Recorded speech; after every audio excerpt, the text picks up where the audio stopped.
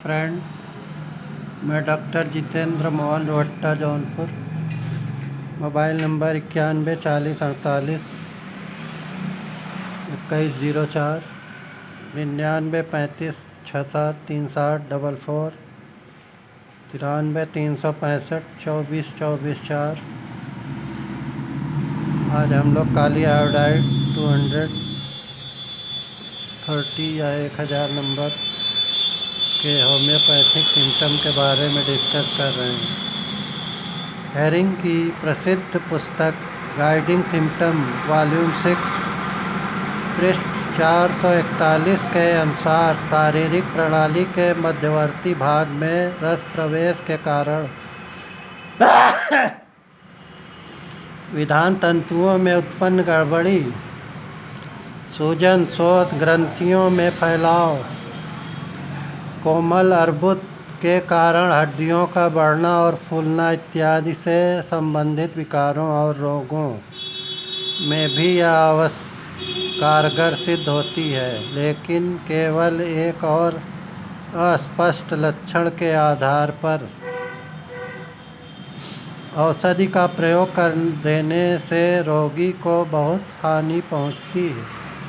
उदाहरणार्थ, फेफड़े के यकृत के रूप में बदलने की प्रक्रिया को प्रकट करने वाले एकमात्र लक्षण के आधार पर निमोनिया रोग का इलाज करना, यह तो केवल एक लक्षण मात्र है, और कोई भी एक लक्षण अनेक औषधियों में मौजूद हो सकता है। यदि विधान तंतुओं में फैलाव के कारण लक्षण के साथ साथ दवा के कुछ अन्य विशेष लक्षण भी स्पष्ट रूप से दृष्टिगोचर हो रहे हों, तो हम इस औषधियों के साथ उसकी तुलना कर उनके अंतर को भली प्रकार समझ सकते हैं। लेकिन अकेले अवशोषण के लक्षण को आधार मानकर, वह भी केवल इसलिए कि किसी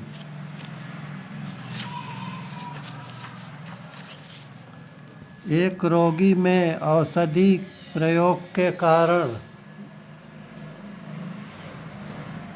या शोषण का लक्षण उभर आया था,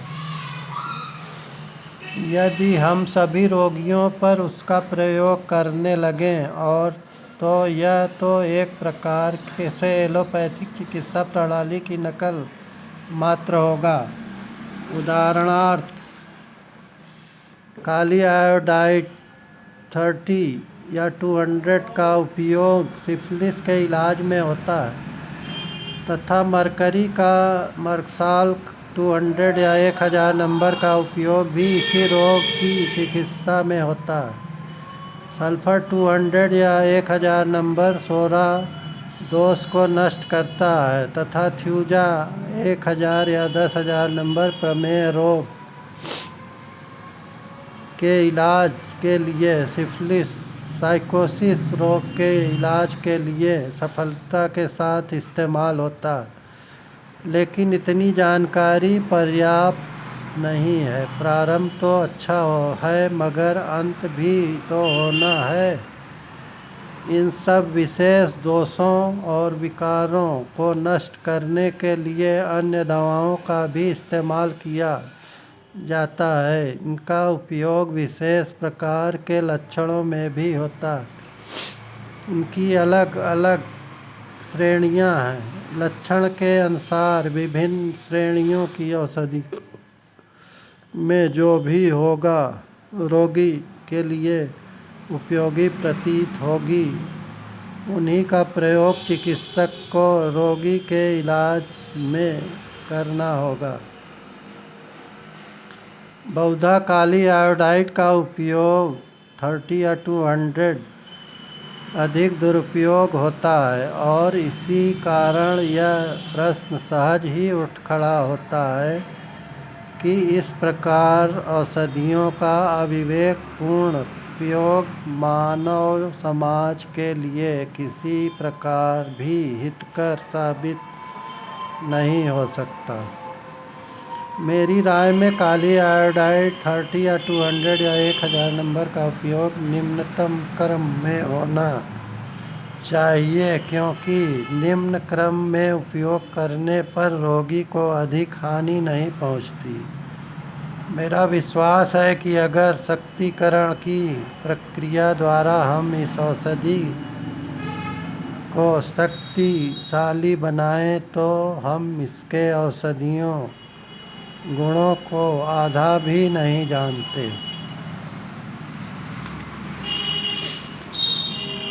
निमोनिया रोग में जब फेफड़े के यकृत रूप में बदलने की क्रिया अवस्था प्रारंभ हो जाती है, जब रोग किसी एक अंग या स्थान विशेष में केंद्रित हो जाता है या रक्तस्राव शुरू हो जाता है, ऐसी अवस्था में यदि ऐसे स्पष्ट लक्षण मौजूद न हों जिनमें ब्राइनिया 200 के फास्फोरस 30 या 200 या सल्फर 200 देने की ज़रूरत महसूस न हो, तो मैं आयोडीन, काली आयोडाइड या पोटेशियम आयोडाइड का इस्तेमाल करने की सिफारिश करूँगा, सलाह दूँगा। हिपेटाइजेशन क्रिया के बहुत अधिक उग्र रूप पकड़ लेने पर मस्तिष्क में रक्त संचय होने अथवा मस्तिष्क में रक्त क्षरण होने की अवस्था में भी यह दवा उपयोगी सिद्ध होती। इस अवस्थाओं वाले रोगियों का चेहरा शुरू में लाल हो जाता, आँख की पुतलियाँ कुछ फैल जाती हैं, रोगी में तंद्रा उत्पन्न हो जाती और देखने में वह बेलाडोना 200 का रोगी जैसा प्रतीत होता, परंतु बेलाडोना 200 का प्रयोग करने पर कोई लाभ नहीं होता। रोगी की हालत और भी खराब हो जाती, सांस भारी हो जाता है तथा आँख की पुतलियों पर रोशनी की क्रिया और भी घट जाती है। यह इस बात का संकेत होता है कि रोगी के मस्तिष्क में रस का क्षरण शुरू हो रहा है। यदि इस विकार पर काबू नहीं पाया गया तो रोगी को मृत्यु लगभग निश्चित रहती। धन्यवाद दोस्तों, नमस्कार।